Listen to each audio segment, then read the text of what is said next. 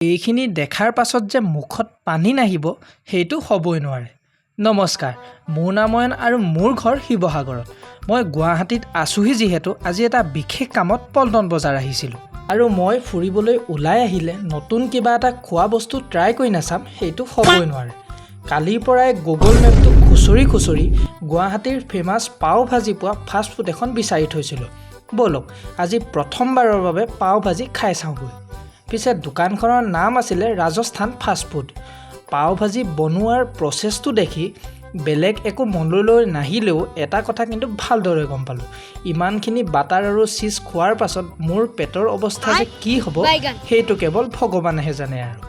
পিছে যিসকলে একদম বেছিকৈ বাটাৰ খাই ভাল পায় তেওঁলোকৰ কাৰণে ইয়াতকৈ আৰু বেষ্ট পাও ভাজি ক'তো নাপাব।